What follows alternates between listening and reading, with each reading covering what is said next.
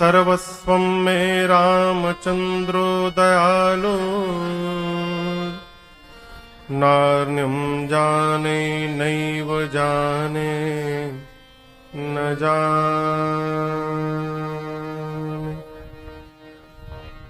बंदो श्री तुलसी के चरण जिन कीन्हूं जग काज।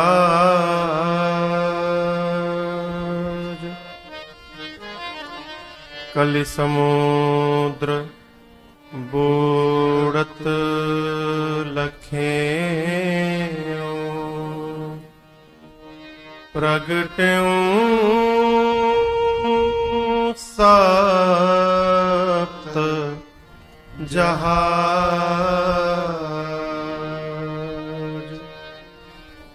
सिया राममय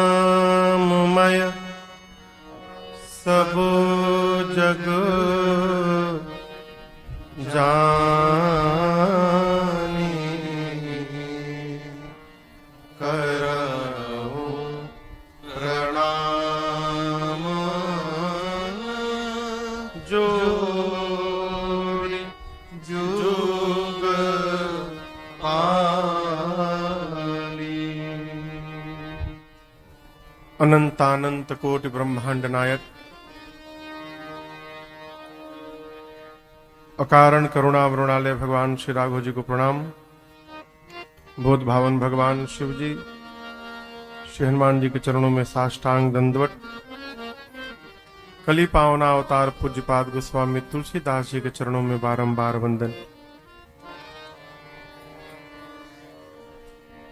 इस ग्राम हीर मकरियार की पावन धराधाम पर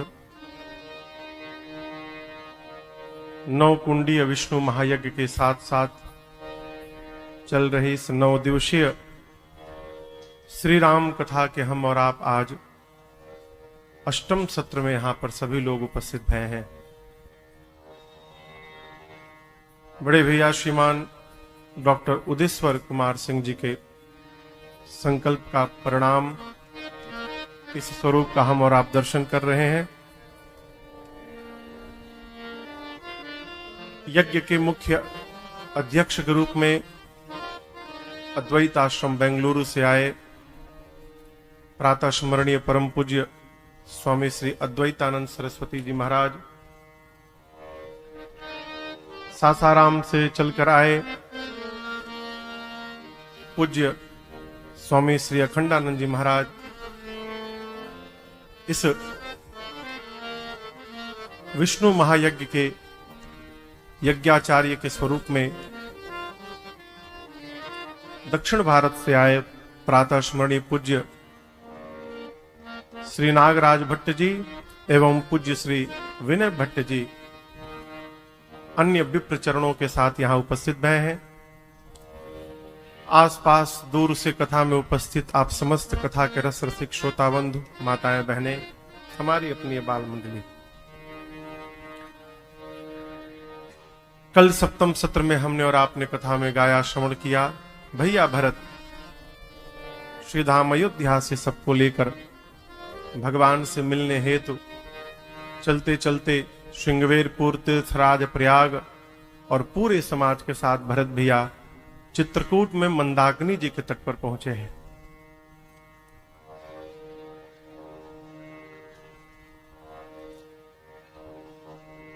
पूज्यपाद गोस्वामी तुलसीदास जी महाराज भी भाव स्वरूप में अपने आप को गोस्वामी तुलसीदास जी के ही पास रखते हैं। मार्ग में राम जी जब चित्रकूट गए तो अनेक कुल भील मिले। भगवान से कहे, प्रभु ये वन हमारा देखा हुआ है, जहां तक आप कहेंगे हम आपको लेके चलेंगे। परंतु राम जी ने किसी को साथ में लिया नहीं, सबको विदा करते गए। और ठीक इसके विपरीत भरत भैया जब चित्रकूट की ओर बढ़े तो मार्ग में जितने कोल भीलों ने आकर भरत जी से कहा, भरत जी हम भी साथ में चले, तो भरत जी ने किसी को विदा नहीं किया, जो भी आया उसको साथ में लेकर चलते गए। ये साधु का स्वभाव है। साधु कौन? जो अपने शरीर को, अपने जीवन को मनसा वाचा कर्मणा साध चुका है, वो साधु है। जिसने अपने व्यवहार को साध लिया है, वो साधु है। और साधु का एक ही काम, देखिए मैं आपको सुंदर कांड में ले चलूं। श्री हनुमान जी महाराज मैया का अन्वेषण करने के लिए सुंदर नाम के पर्वत से छलांग लगाए। सिंधु तीर एक भूधर सुंदर चले। मार्ग में समुद्र नारायण के कहने पर मैनाक पर्वत जो समुद्र के भीतर थे, वो श्री हनुमान जी के विश्राम करने के लिए समुद्र से बाहर निकले और कहा, हनुमान जी बहुत दूर जाना है, आप थोड़ी देर मेरे ऊपर विश्राम कर लीजिए। हनुमान जी ने क्या किया? हनुमान ते ही पर साकर तब पुनि कीन्हा प्रणाम। और बोले, राम काज कीन्हे बिनु मोहि कहाँ विश्राम। श्री हनुमान जी से मैनाक पर्वत ने कहा कि हनुमान जी आप मेरे ऊपर थोड़ी देर विश्राम कर लीजिए। हनुमान जी हाथ से स्पर्श करके प्रणाम किए। क्यों? मैनाक पर्वत हनुमान जी के पिता पवन देव के मित्र हैं। पिता का मित्र पिता के समान होता है। अस्तु श्री हनुमान जी ने मैनाक पर्वत को आदर दिया, स्पर्श करके प्रणाम किया और कहा, मैनाक जी विश्राम, राम काज कीन्हे बिनु मोहि कहाँ विश्राम। बिना भगवान का कार्य पूर्ण किए मैं विश्राम लेने वाला नहीं हूं। अब दर्शन करिए। श्री हनुमान जी महाराज लंका पहुंचे। अच्छा आप बताओ, राम जी ने कौन सा काम सौंपा था हनुमान जी को? हाँ, सीता जी का सीता ही देखी कहु सुधि आई। श्री जामवंत जी ने हनुमान जी से कहा कि यही राम जी का कार्य है कि आप जाइए सीता जी को देखकर आकर भगवान को बताइए। मैनाक पर्वत से हनुमान जी बोले कि जब तक राम कार्य नहीं कर लेता मैं विश्राम लेने वाला नहीं हूं। आगे दर्शन करिए। श्री हनुमान जी महाराज लंका गए। विभीषण जी महाराज मिले। विभीषण जी से परिचय हुआ हनुमान जी का। विभीषण जी ने प्रश्न किया, हनुमान जी क्या भगवान कभी मेरे पर कृपा करेंगे? ये देखिए, मैं आपसे निवेदन करूं, विभीषण जी महाराज की ये बात ठीक नहीं है। भक्त को जीवन में कभी अविश्वास में नहीं जीना चाहिए। विभीषण जी कह रहे हैं कि क्या कबो हमारा ऊपर कृपा हुई, ये अविश्वास नहीं है तो और क्या है? हनुमान जी बोले, कृपा हुई, कृपा होगी कि कृपा बरस रही है आपके ऊपर। अब यहां हनुमान जी ने विभीषण जी से कहा, हे विभीषण जी आप अपनी बात करते हैं, आप तनिक एक बार मुझे तो देखिए। कहु कवन मैं परम कुलीना कपि चंचल सब ही विधि। श्री हनुमान जी कहते हैं, कहिए मैं कौन से बहुत बड़े खानदान से आया हूं। कपि हूं, चंचल हूं, सब प्रकार से हीन हूं। प्रातः काल प्रात ले जो नाम हमारा, तेहि दिन ताहि न मिलई आहारा। सरकार यहां पर मानस में टीका में लिखा गया है कि हनुमान जी कही रहे हैं कि प्रातः काल जो हमारा नाम ले ले उसको दिन भर भोजन मिलने वाला नहीं है। ऐसा है क्या? तो हनुमान जी क्यों बोल रहे हैं? यहां दर्शन करिए। श्री हनुमान जी चाहते हैं कि जो भगत है वो हनुमान का नाम न ले, वो सवेरे जगे तो राम जी का नाम स्मरण करे। इसलिए कहते हैं कि मेरा नाम लीजिएगा तो भोजनों नहीं मिलेगा, मेरे नाम में न फंसा जाए, भगवान के नाम में फंसा जाए। और आगे श्रवण करिए। हनुमान जी बोले, असमय अधम सखा सुनो। कहते हैं विभीषण जी, मेरे जैसे अधम पर भी भगवान की कृपा हो गई है, तो आप पर तो कृपा दिन रात बरस रही है, आप विश्वास में रहिए। और इतना कहने के बाद हनुमान जी महाराज पावा अनिर्वाच विश्राम। अनिर्वाच्य यानी जिसकी व्याख्या ना की जा सके, इतना हनुमान जी विभीषण जी को सुनाए। और सुनाने के बाद गोस्वामी जी कहते हैं हनुमान जी महाराज परम विश्राम को प्राप्त कर गए। अभी कह रहे थे कि राम जी का काम पूरा नहीं करूंगा तब तक विश्राम नहीं लूंगा, अब विभीषण जी से बात करने के बाद विश्राम ले लिए। ये कैसे हो गया हो? क्या राम जी का कार्य पूर्ण हो गया? कहिए, कहीं सब है नहीं हुआ तो हनुमान जी ने विश्राम क्यों ले लिया? भगवान का कार्य पूर्ण हो गया। भगवान का कार्य ये नहीं था कि सीता जी को देख कर आइए। भगवान तो जानते हैं कि सीता जी अग्नि में बैठी हैं, लंका में नकली सीता जी गई हैं। भगवान का वास्तविक कार्य यही है कि संसार में रहने वाले जीव का, जिस जीव का विश्वास भगवान में कमजोर है, उस जीव के पास जाकर भगवान का स्वभाव बताया जाए और विश्वास को और दृढ़ बना दिया जाए। यही भगवान का कार्य है, यही साधु का कार्य है। संसार में घूमता रहे और जो जीव संसार में फंसा है उसको अपने समाज में जोड़कर और भगवान के चरणों तक पहुंचा जाए, यही साधु का व्यवहार है, जो भरत भैया ने किया। अस्तु गोस्वामी तुलसीदास जी भी जानते हैं कि भगवान के पास पहुंचना है तो भरत जी को पकड़ना पड़ेगा। तो गोस्वामी तुलसीदास जी भी मानसिक स्वरूप से कहते हैं, उहा राम रजनी अवशेषा, उहा राम रजनी अवशेषा,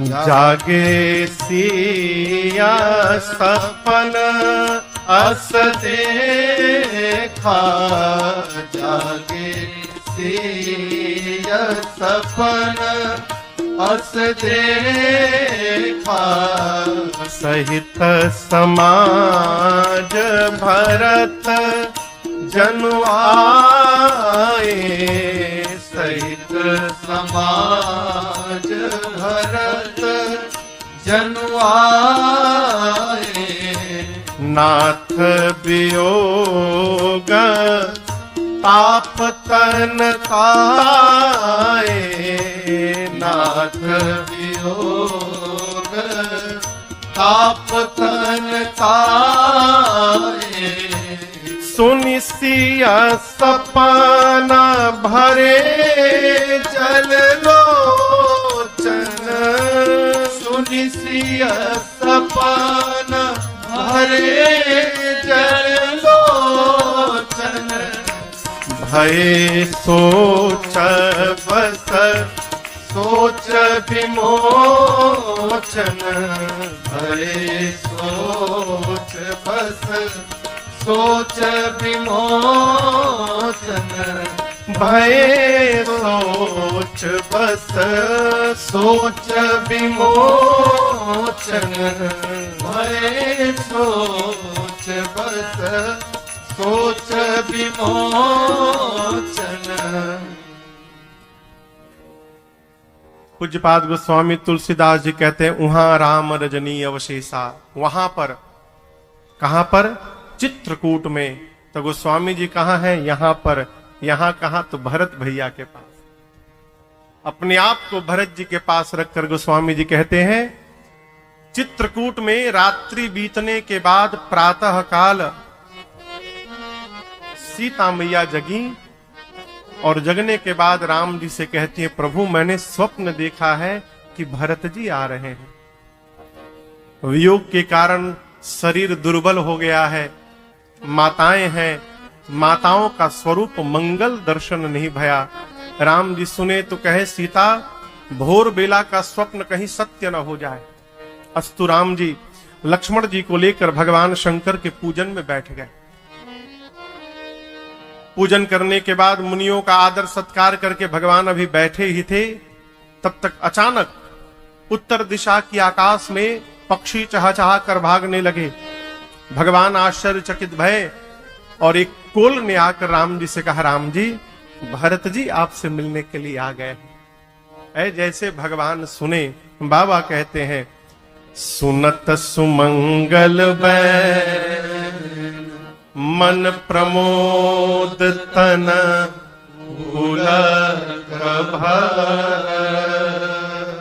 शरद सरोरुहन तुलसी भरे स्नेह जल। आकर कोल ने राम जी से कहा, राम जी भरत जी आ गए हैं। भगवान सुने, सुनते राम जी आनंद में आ गए। भगवान के सारे शरीर के रोम पुलकित हो गए, नेत्र से अश्रु निकलने लगे। परंतु अगले क्षण भगवान उदास भय। उदास क्यों भय? राम जी आज तक भरत जी को कभी जीवन में ना नहीं बोले, आज तक कभी। कबहू न कीन मोर मन भंगू, भरत जी कहते हैं। भगवान सोचने लगे, यदि भरत जी आकर कह दें कि भैया बस बहुत हो गया, वापस चलिए, तो मैं पिताजी का वचन बचाऊंगा कि भाई का प्रेम बचाऊंगा? मैं करूंगा क्या?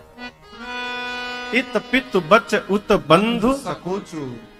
और जैसे भगवान दुविधा में फंसे, तब तक अचानक भगवान को भरत जी का स्वभाव स्मरण में आया। स्वभाव क्या? भरत कहे महु साधु सयाने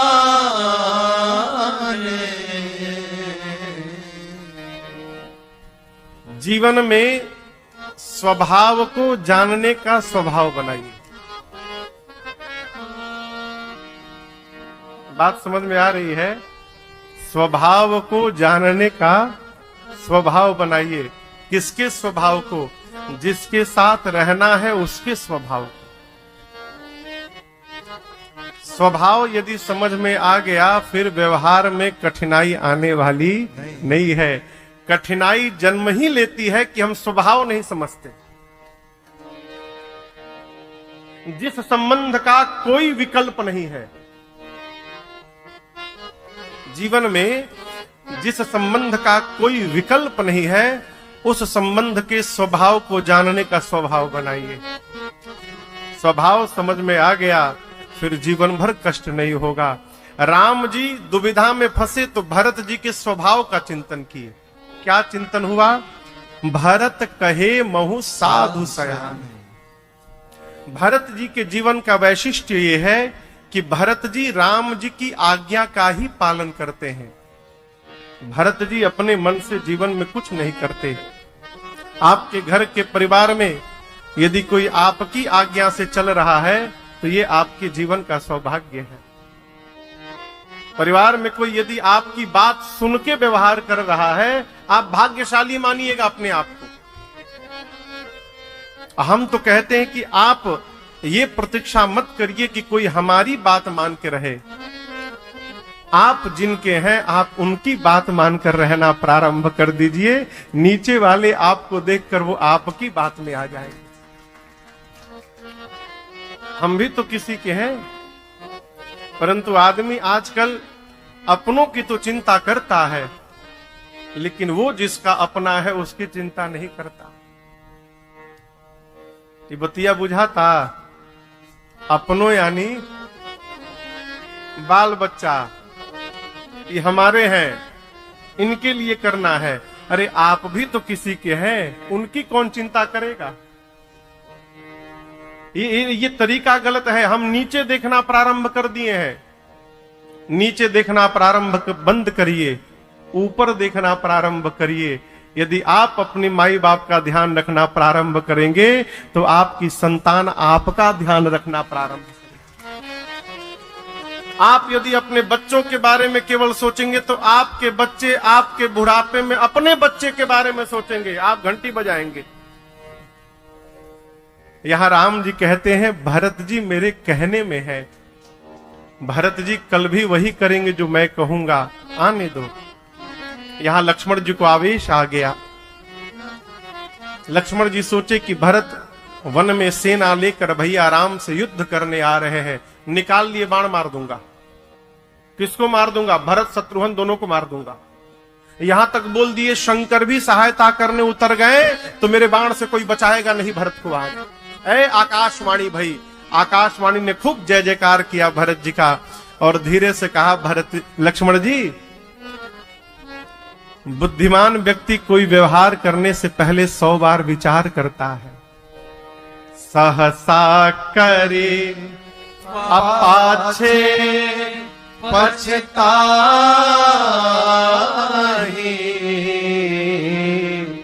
कहीं वेद बुध ते बुध नाही।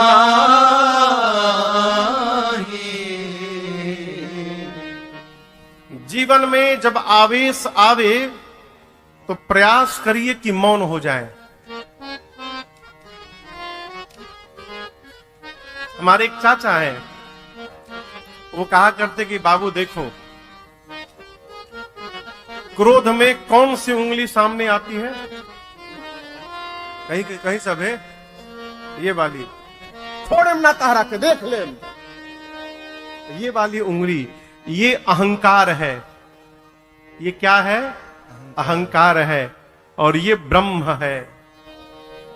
जब क्रोध आवे तो अहंकार को ब्रह्म की शरण में ले चलिए, अर्थात इस वाली उंगली को इस अंगुष्ठ के मूल में स्पर्श कराइए। जैसे क्रोध बढ़ना शुरू हो दोनों हथवा के ऐसे कर लीजिए। ऐसे जैसे करेंगे धीरे धीरे आपका क्रोध शांत होगा। क्यों? ये खाली रही तब रहेगा उठी। ऐसे थोड़े करेंगे छोड़े ना तहरा के है? इसको यहां ले आइए ब्रह्म के मूल में। हमारे महाराज जी कहा करते हैं कि जब बहुत आवेश आ जाए तो मौन धारण कर लो, उस समय कोई निर्णय न लिया जाए। क्यों? आवेश में लिया हुआ निर्णय केवल अपना ही नुकसान करता है और अति प्रेम में दिया हुआ वचन भी केवल अपना ही नुकसान करता है। आदमी जब बहुत प्रसन्न हो जाता है तो कहता है कहो कहो हम जान दे दें, और कहीं जान मांग दिया तो आप प्रेम में कह दे कि जान दे दें, और चूहा मारने वाली दवाई लाकर कहा तो पी के दिखाई ना, पिएंगे? प्रेम में वचन से बचा जाए, आवेश में निर्णय से बचा जाए। आकाशवाणी ने लक्ष्मण जी से कहा, लक्ष्मण जी, बुद्धिमान व्यक्ति व्यवहार करने से पहले विचार करता है। राम जी ने भी कहा, लक्ष्मण तुमने बिल्कुल ठीक कहा, राज मद सबसे कठिन मद है, लेकिन आप कह रहे हैं कि अयोध्या की सत्ता प्राप्त करके और भरत को अभिमान हो गया है। मैं कहता हूं मेरे भरत को यदि ब्रह्मा विष्णु महेश का भी पद प्राप्त हो जाए, उसके बाद भी भरत को जीवन में कभी अभिमान आने वाला नहीं है। ये मेरा भरत जी पर विश्वास है। सिरके की बूंद से तसली का दूध फट सकता है, परंतु सिरके की बूंद से दूध का समुद्र नहीं फट सकता है। भरत जी अगाध समुद्र है। लक्ष्मण जी को अपने द्वारा किए गए व्यवहार पर संकोच हुआ है, मानसिक क्षमा याचना करते हैं। इधर भरत भैया प्रातः काल गुरुदेव से एवं माताओं से विदा लेकर अनुमति प्राप्त करके राम जी से मिलने निषाद राजगु और शत्रुघ्न भैया के साथ चले हैं। निषाद राजगु भरत जी को भगवान की कुटिया के द्वार पर लेकर आए और भरत जी उसी कुटिया के द्वार पर दोनों भुजाओं को ऊपर करके पाहि नाथ कहे पाहि गोसाई भूतल पड़े लकुट की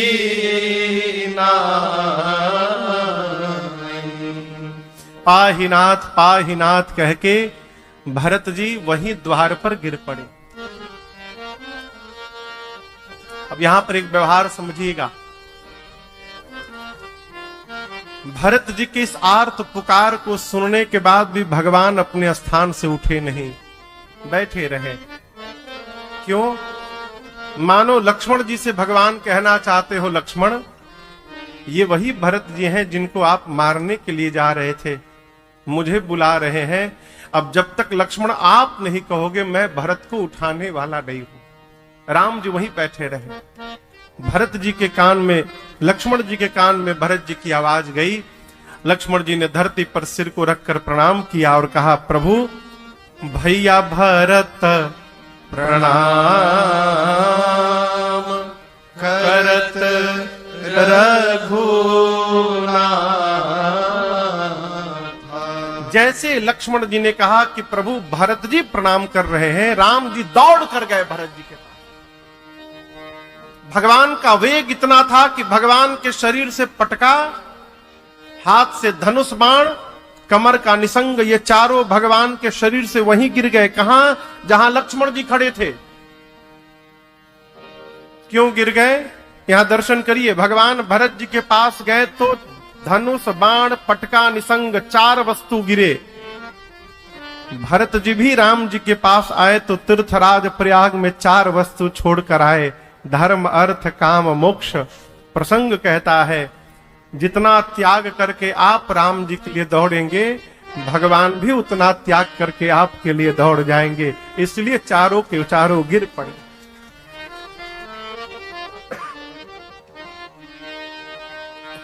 प्रभु गए और जाकर भगवान ने बरबस भरत जी को उठाया।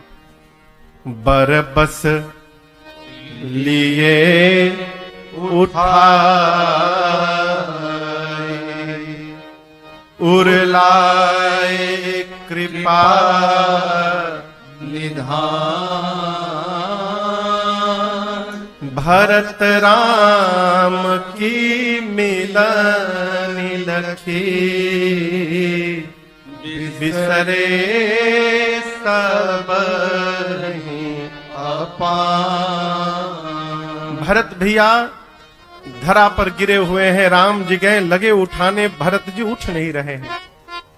क्यों नहीं उठ रहे हैं? कई कारण है। एक कारण तो ये है, भरत जी मन में सोचते हैं कि अब मैं भैया को अपना मुख दिखाने लायक नहीं रखा, मेरे कारण मेरे प्रभु को वन में आना पड़ा। और दूसरी बात, लक्ष्मण जी जब भगवान राम के साथ चले तो राम जी ने लक्ष्मण जी से कहा था कि लक्ष्मण जाकर पहले मां सुमित्रा जी से विदा मांग कर आओ। तो लक्ष्मण जी अपनी मां सुमित्रा के पास विदा मांगने गए। जाकर पूरी बात बताएं, कहे मां भैया वन में जा रहे हैं, आज्ञा दीजिए मैं भी भैया के साथ वन में जा रहा हूं।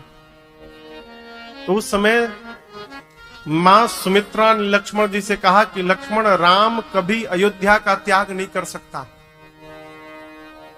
लक्ष्मण जी बोले भैया तैयार खड़े हैं जाने के लिए, आप कह रहे नहीं कर सकता। मां बोली कुछ भी हो जाए राम अयोध्या नहीं छोड़ सकता। लक्ष्मण जी बोले मां भैया जा रहे हैं छोड़ के। सुमित्रा जी ने लक्ष्मण जी से कहा लक्ष्मण ये बताओ सूर्य नारायण किधर निकलते हैं? आप लोग को पता है सूर्य किस दिशा में आते हैं?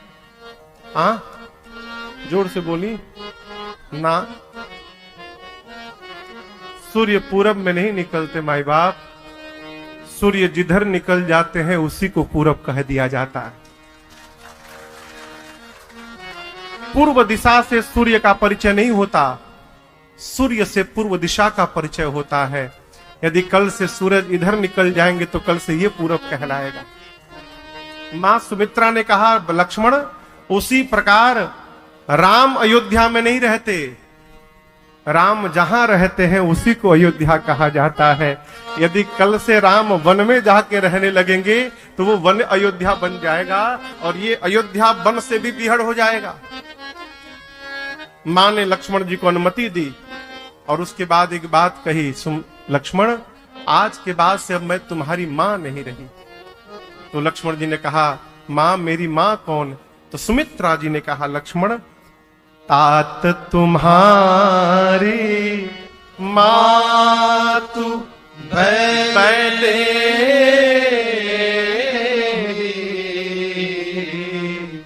पिता राम सब भांति स्नेही। सुमित्रा मैया ने कहा लक्ष्मण जी से कि लक्ष्मण आज के बाद सीता ही तुम्हारी मां है और राम ही तुम्हारे पिता हैं। भरत जी आए अयोध्या, सुमित्रा मैया की बात सुने तो उसी दिन से भरत जी भी सीता जी को अपनी मां मान ली। आपको बताऊं, जीवन पर्यंत भरत जी ने कैकेयी जी को कभी मां नहीं बोला, पूरे जीवन। एक दिन एक महात्मा जी कह रहे थे कि राम जी राजा बनने के बाद एक दिन बैठकर रो रहे थे। भरत जी सुने कि भैया रो रहे हैं तो दौड़ कर गए, जाकर प्रभु कहे, प्रभु कहीं मेरे से कोई अपराध तो नहीं हो गया है, कहिए जो आज्ञा दीजिएगा मैं करूंगा। राम जी बोले, मैं जो बोल दूंगा वो कर दोगे भरत? भरत जी बोले, प्रभु जो आज्ञा दीजिएगा करूंगा, लेकिन एक काम नहीं करूंगा, मैं कैकेयी को कभी जीवन में मां नहीं बोलूंगा। भरत जी कभी मां नहीं बोले उस घटना के बाद। जब सुमित्रा जी की बात सुने तो अब भरत जी सीता मैया को अपनी मां मान चुके हैं। और सीता मैया की माई कौन है? कहिए, धरती मैया।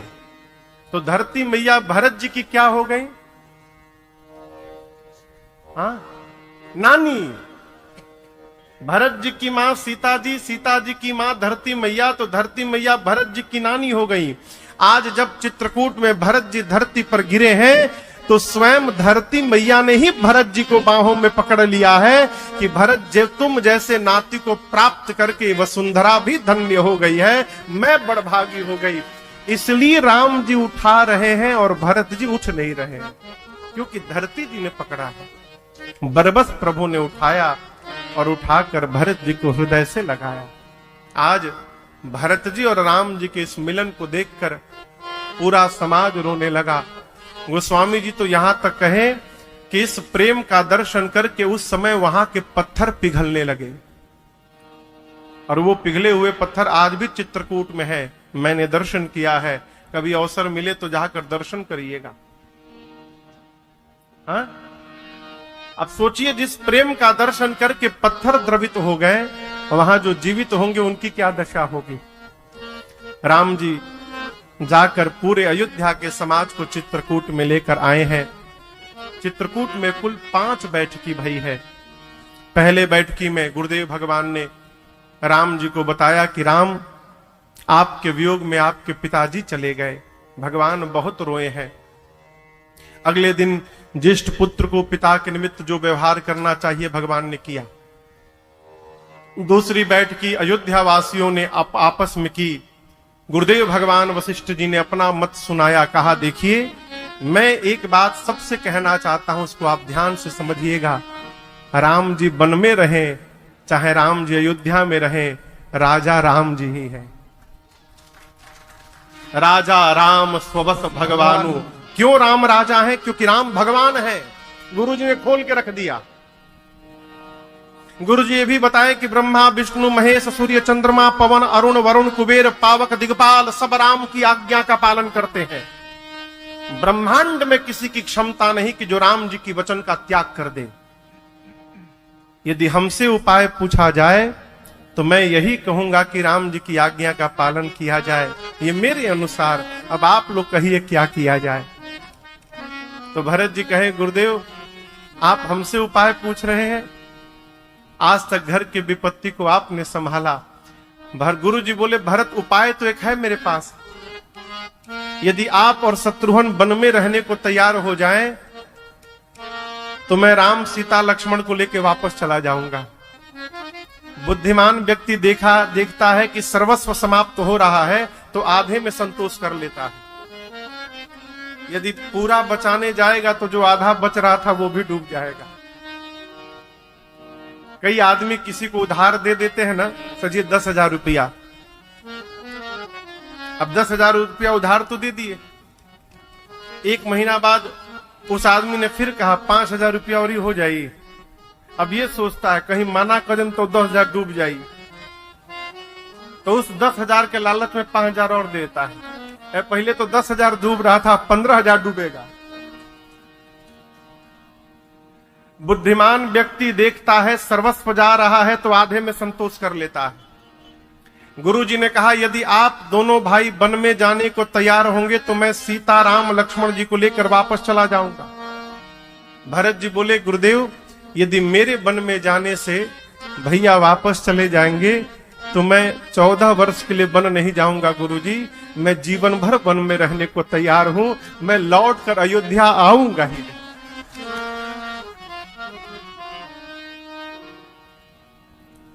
भरत जी की इस बात ने गुरुदेव भगवान के मति को झकझोर के रख दिया। लेकर गए राम जी के पास, कहे राम ये तीसरी बैठकी अब। बोले राम आप ही निर्णय लो। राम जी बोले, गुरुदेव आप आज्ञा दीजिए। गुरु जी बोले, तुम्हारे भरत के प्रेम ने विचार करने की शक्ति को समाप्त कर दिया है। राम जी बोले, ठीक है भरत जी जो कहेंगे हम कर लेंगे। तो गुरु जी ने कहा, भरत जो जो कहना है कह दो। भरत जी खड़े होकर बोले, भैया अरे हमार भैया जी हो, हमार भैया जी हमके बने रहे दा घरे, जा हमार भैया जी हमके बने रहे दा घरे, जा हमार भैया जी हमके बने रहे दा घरे, जा हमार भैया जी हमके बने रहे दा घरे, जा।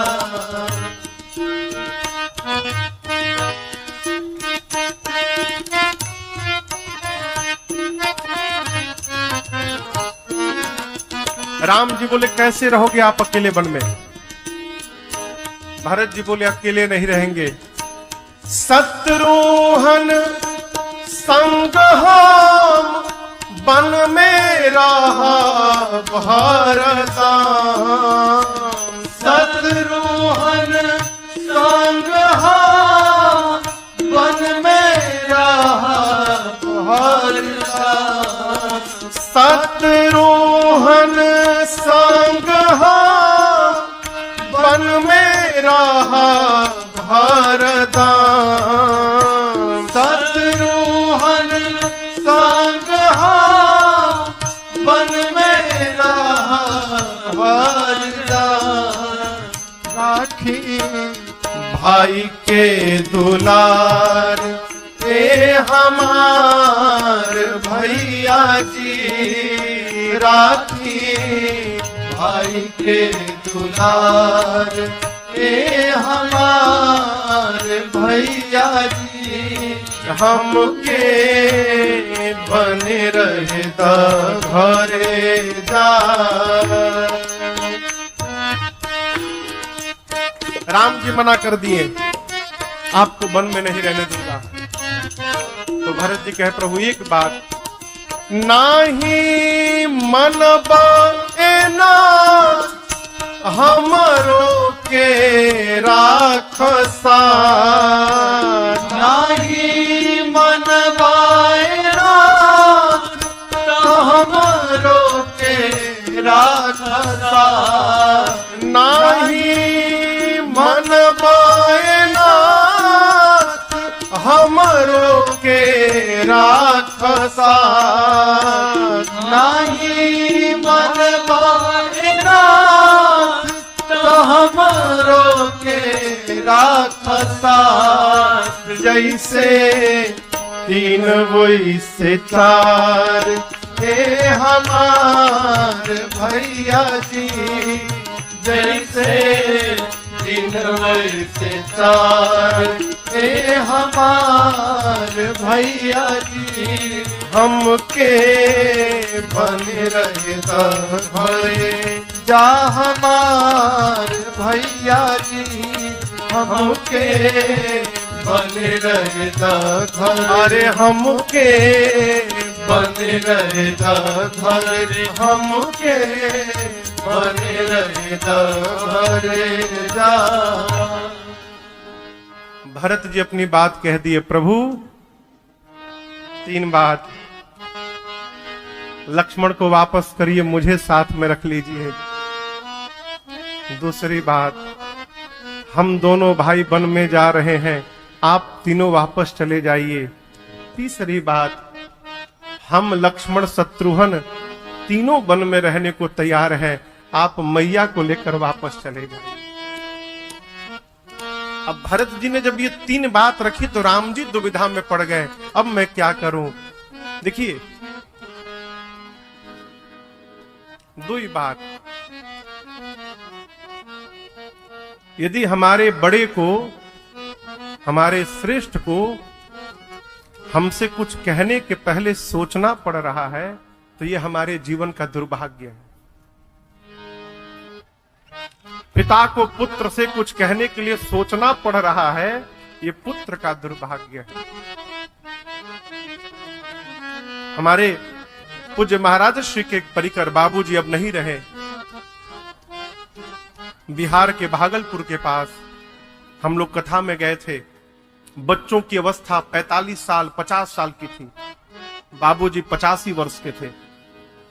तो एक दिन महाराज श्री कमरे में बैठे थे और वो दोनों बच्चे जो 45 साल 50 साल के, उनके दो बच्चे थे, दोनों कमरे में अपनी अपनी पत्नियों के साथ आए और आकर बोले, महाराज जी बाबूजी को समझाइए ना,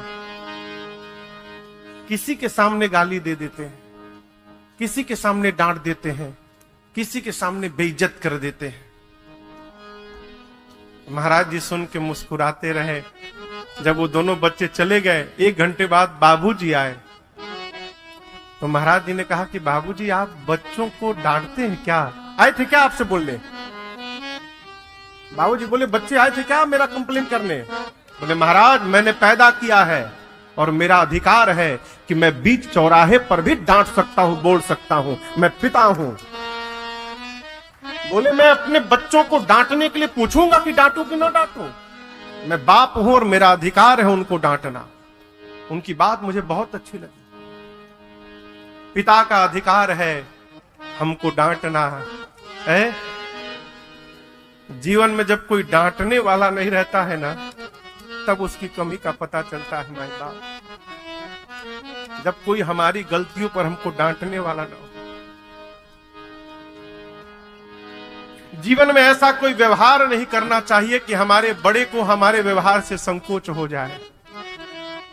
जीवन में ऐसा आचरण नहीं रखना चाहिए कि हमारे बड़े को हमसे कहने के पहले सोचना पड़े कहीं कि ना कहीं।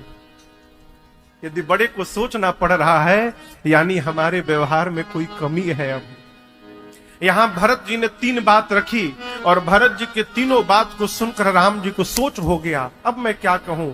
और जैसे भरत जी भगवान का स्वरूप देखे, हाथ जोड़ लिए, कहे, भैया मैंने जो कहा सब भूल जाइए प्रभु, मैंने कुछ नहीं कहा नाथ। प्रभु जेहि विधि प्रभु प्रसन्न मन होई, करुणा सा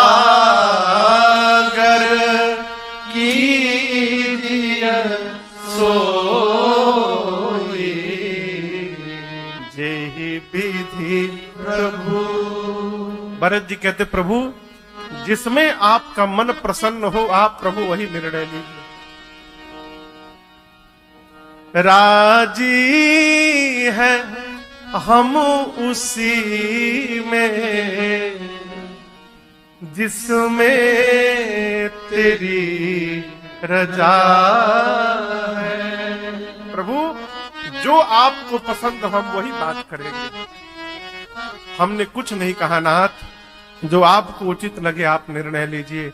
भगवान राम सोच में पड़ गए, मैं क्या कहूं भरत को। उसी समय जनक जी महाराज के सेवकों ने आकर कहा प्रभु मिथिलेश पूरे समाज के साथ मंदाकिनी जी के किनारे आ गए हैं। राम जी ने पूछा मिथिला में सब कुशल है ना? दूत रोने लगे, कहे प्रभु मिथिला का कुशल तो महाराज दशरथ के साथ ही चला गया। महाराज गए तो मिथिला का कुशल भी लेके चले गए। जनक जी महाराज अपने आप को रोक नहीं पाए। आपको यहां एक अंतरंग कथा सुनाऊं, मानस में लिखा है। दूतों ने राम जी से पूरी वृत्तांत को सुनाया।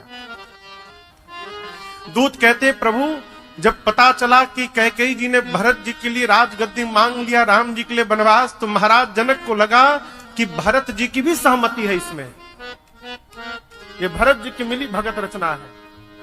पूरा मिथिला आवेश में आ गया।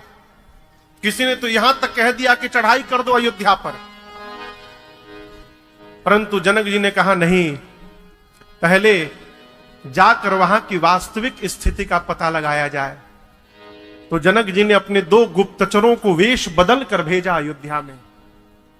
मिथिला के 2 गुप्तचर अयोध्या गए और जिस समय अयोध्या में महाराज के तेरही के बाद श्रद्धांजलि सभा बैठी थी, उस सभा में मिथिला के 2 गुप्तचर भी बैठे थे। गुप्तचरों ने देखा, सबने कहा भरत जी से कि भरत जी आप राजा बन जाइए। भरत जी बार बार कहते रहे भरत राजा बनने के लिए जन्म नहीं लिया है, भरत अपने भैया राम का सेवक बनने के लिए जन्म लिया है, मैं राजा नहीं बनूंगा। और जब जाकर गुप्तचरों ने मिथिला में भरत जी का चरित्र सुनाया, मिथिलेश भी विह्वल हो गए और रोक नहीं पाए। पूरा समाज लेकर जनक जी महाराज मंदाकिनी जी के तट पर आ गए। राम जी दौड़ कर गए, जाकर जनक जी के समाज को यथा योग्य स्वागत किया, दंड प्रणाम किया, लाकर उचित स्थान दिया है। 4 दिन बाद सीता जी की मां सुनैना जी गई कौशल्या जी के पास। कौशल्या जी ने सुनैना जी से केवल एक बात कही कि आप जनक जी से कहिए कि महाराज ऐसा कुछ कर दे कि राम लक्ष्मण को छोड़कर भरत को अपने साथ में रख ले। आप दर्शन करिए, राम की मां कहती है कि मुझे राम की चिंता नहीं है, मुझे अपने पुत्र भरत की चिंता है। मोरे सोच भरत कर भारी। सुनैना जी ने समझाया। जाते समय सीता जी को अपने साथ लेकर गई हैं और चक्रवर्ती जी महाराज ने जैसे सीता मैया को देखा, महाराज आनंद में डूब गए। मैया जानकी को हृदय से लगाकर जनक जी बोल पड़े, पुत्री पवित्र ये कुल दो, पुत्री पवित्र ये कुल दो, सुजस धवन जग कह सबको, सुजस धवन जग कह सबको, जित सुर सरी की रति सरी तोरी, जित सुर सरी की रति सरी तोरी, गमन की विधि खंड करो, गमन की विधि खंड करो, गमन की विधि अंत करोरी कवन कीन्ह अंत करोरी। जनक जी महाराज ने जानकी जी को हृदय से लगाया और खूब दुलार करके कहा, बेटी आज आपने एक नहीं दो दो कुलों को पवित्र कर दिया। निमि कुल में जन्म लेकर आपने निमि कुल को पवित्र किया और रघुकुल की बहू बनकर आपने रघुकुल को पवित्र किया। जनक जी ने जानकी जी को दुलार किया, उनकी प्रशंसा की। सीता मैया थोड़ी देर रहने के बाद अनुमति मांगकर सासू माताओं की सेवा करने गई हैं। रात्रि में सुनैना जी ने जनक जी से कहा, प्रभु कौशल्या जी कह रहे थे कि आप ऐसा कुछ कर दे कि राम लक्ष्मण जी को छोड़कर भरत जी को अपने पास रख लेते। यहां दर्शन करिए भरत जी का चरित्र, इस प्रसंग में भरत जी का चरित्र दर्शन करिए। जनक जी महाराज सुने तो सुनैना जी से कहे, सुनैना सावधान सुन सुमुखी सुलोचनी भरत कथा भव बंध विमोचन। कहते हैं भरत जी का चरित्र, भरत जी की कथा भव सागर के बंधन को खोलने वाली कथा है। जनक जी महाराज जैसा विरक्त महापुरुष कहता है कि मैं जनक, मेरे मन की गति ब्रह्म में है, मैं वेदांत पर बोल सकता हूं, मैं ब्रह्म पर बोल सकता हूं, जो निराकार है उसके विषय में बोल सकता हूं, मैं नीति का ज्ञान रखता हूं, मैं नीति पर भाषण दे सकता हूं। जो जनक ब्रह्म को जानता है, जो जनक वेदांत में निपुण है, जो जनक नीति में निपुण है, उस जनक से कहा जाए कि भरत जी की महिमा कहो। ऐ भरत जी की महिमा क्या, मैं भरत जी की महिमा की परछाई को भी स्पर्श नहीं कर सकता। सो मति मोर भरत महिमा ही कहे काह छल छुअत न चाही। कहते हैं देवी पूरे संसार में भरत जी के महिमा को केवल एक व्यक्ति जानते हैं, और वो कौन है? तो उनके बड़े भैया राम जी हैं। केवल राम जी ही हैं जो भरत जी की महिमा को जानते हैं, और राम जी भी केवल जानते हैं। जब बात कहने की आएगी तो भरत जी की महिमा को राम जी भी कहने में सक्षम नहीं है, इतना अपार भरत चरित्र है। मैं जहां तक जानता हूं भरत जी वही करेंगे जो उनके भैया राम कहेंगे, इसलिए आप भरत जी के प्रति निश्चिंत रहिए।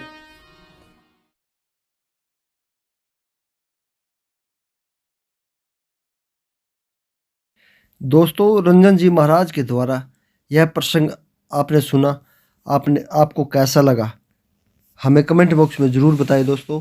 और अच्छे अच्छे और रोचक भजन कथा कीर्तन जो अगर आपने सुनने हैं तो हमें कमेंट बॉक्स में अपनी राय दें।